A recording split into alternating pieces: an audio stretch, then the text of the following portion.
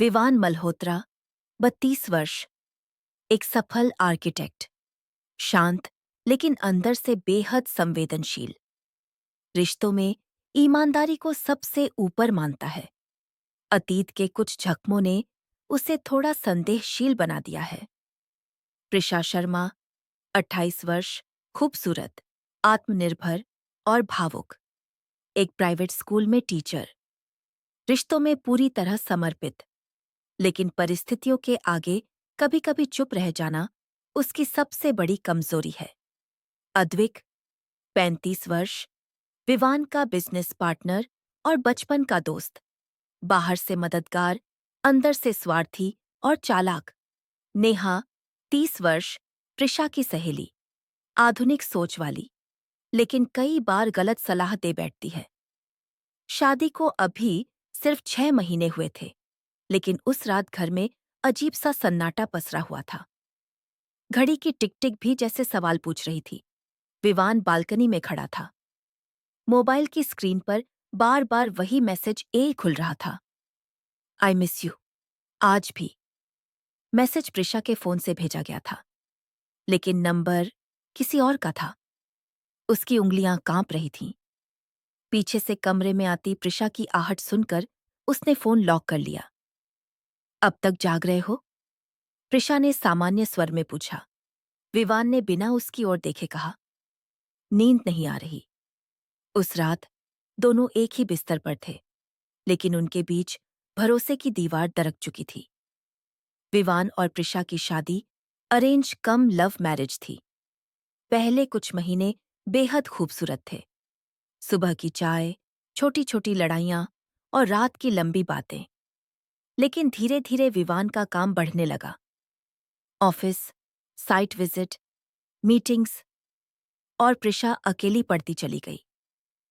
विवान को एहसास ही नहीं हुआ कि उसकी अनुपस्थिति में कोई और प्रिशा की बातों को सुनने लगा था।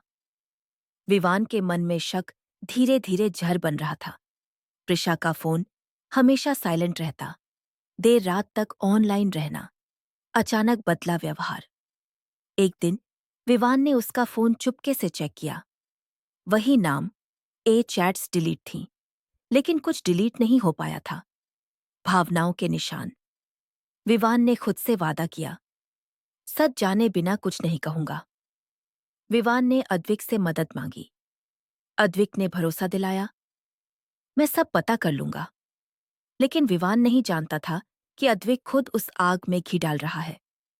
असल में एक कोई और नहीं, बल्कि अद्विक ही था। उसने प्रिशा की भावनात्मक कमजोरी का फायदा उठाया था। ना कोई शारीरिक रिश्ता, लेकिन भावनात्मक बेवफाई, जो कभी-कभी शारीरिक से भी ज्यादा गहरी चोट देती है। एक शाम विवान ने प्रिशा के सामने सब रख दिया। कौन है वो? उसकी आवाज में दर्द था, गुस्सा नहीं। प्रिशा की आंखों से आंसू बह निकले। मैंने कुछ गलत नहीं किया, लेकिन मैंने कमजोरी जरूर दिखाई।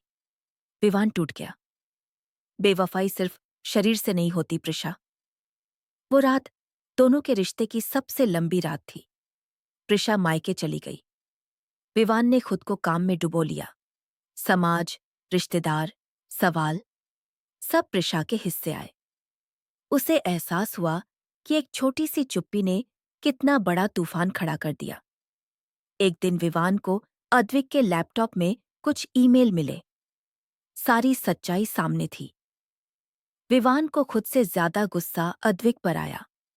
उसने दोस्ती, भरोसा, सब कुछ तोड़ दिया। अद्विक को कंपनी से निकाल दिया गया। कानूनी कार्रवाई भी हुई। विवान प्रिशा के सामने खड़ा था। इस बार आंखों में गुस्सा नहीं, पछतावा था।